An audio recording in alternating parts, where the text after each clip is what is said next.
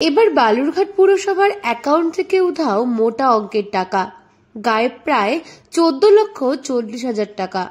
বালুরঘাট শাখার bank of India থেকে বালুরঘাট পুরসভার 3টি চেকে এই টাকা তোলা হয়েছে। যদিও ওই 3টি চেক বালুরঘাট পুরসভার হাতেই রয়েছে বলে পুরসভা সূত্রে জানা গিয়েছে। ঘটনায় হইচই পড়ে গিয়েছে পুরসভায়। জানা গিয়েছে সরকারি প্রকল্পের টাকা ছিল ওই অ্যাকাউন্টে। এমনভাবে টাকা গায়েব হয়ে যেতেই ব্যাংকের কাছে চিঠি করেছেন পুরসভার পৌরাধ্যক্ষ। অ্যাকচুয়ালি এটা একটা হয়তো হ্যাকিং বা ব্যাংক জালিয়াতির ক্ষেত্রে যেগুলো হয়ে থাকে বিষয়গুলো কোনো চক্র একটা কাজ করছে হয়তোবা। আমাদের কাছে যখনই ইনফরমেশন এসেছে গতকাল রাতে সঙ্গে সঙ্গে আমরা স্টেটমেন্ট নিয়েছিলাম।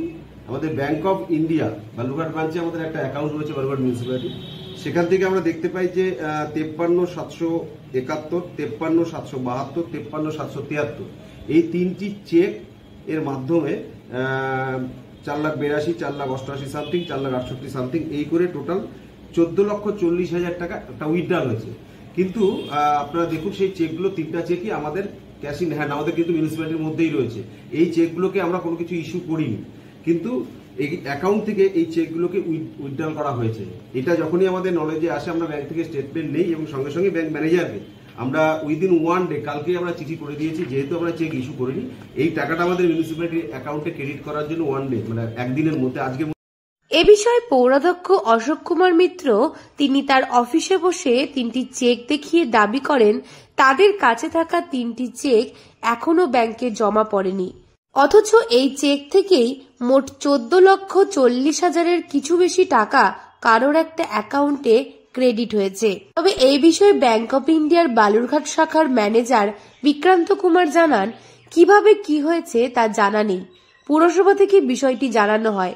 বালুরঘাট পুরসভা থেকে অভিযোগ পেয়ে বিষয়টি ঊর্ধ্বতন কর্তৃপক্ষের কাছে পাঠানো হয়েছে, তা ইনভেস্টিগেশন করে দেখা হবে।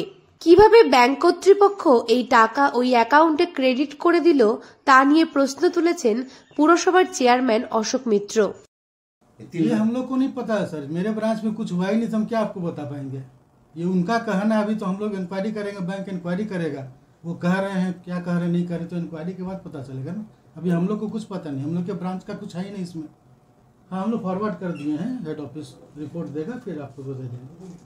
পাশাপাশি ঘটনার পূর্ণাঙ্গ তদন্তের আর্জি জানিয়ে লিখিত অভিযোগ দায়ের করেছেন জেলা শাসক, জেলা পুলিশ সুপার এবং বালুরঘাট থানায়। বালুরঘাট পুরসভার পৌরাধ্যক্ষ অশোক কুমার মিত্র জানান, ভুয়ো চেকের মাধ্যমে 3 দফায় বালুরঘাট পুরসভার অ্যাকাউন্ট থেকে উধাও হয়ে গেল 14,40,068 টাকা। তবে কিভাবে এই টাকা গায়েব হলো তা বোঝা যাচ্ছে না। তারা ব্যাংকে একদিনের মধ্যেই ওই টাকা ফিরিয়ে দিতে বলেছেন। বালুরঘাট থানাতেও অভিযোগ দায়ের করেছেন। অভিযোগ পেতেই ঘটনার তদন্ত শুরু করেছে বালুরঘাট থানার পুলিশ। কোনো একটা চক্র হয়তো কাজ করছে, সেটা পুলিশ প্রশাসনের দায়িত্ব, পুলিশ প্রশাসন সেটাকে ইনভেস্টিগেশন করে বের করবে। আমাদের বক্তব্য হচ্ছে আমরা বালুরঘাট মিউনিসিপ্যালিটিগতভাবে কোনো চেক ইস্যু করিনি, তো স্বাভাবিকভাবেই ব্যাংক ম্যানেজারকে আমরা চিঠি করেছি যে 14,40,068 টাকা যে টাকাটা অলরেডি আমাদের অ্যাকাউন্ট থেকে উইথড্রল হয়েছে সেই টাকাটা আমরা তাদেরকে বলেছি উইদিন 1 ডে একদিনের মধ্যে আমাদের অ্যাকাউন্টে ফেরত দেওয়া। তবে পুরসভার গাফিলতি নাকি ব্যাংক কর্তৃপক্ষের ভুল নাকি জালিয়াতি চক্র, প্রশ্ন উঠছে বিভিন্ন মহল থেকে। দক্ষিণ দিনাজপুর থেকে সুস্মিতা গোস্বামী রিপোর্ট, লোকাল 18 বাংলা।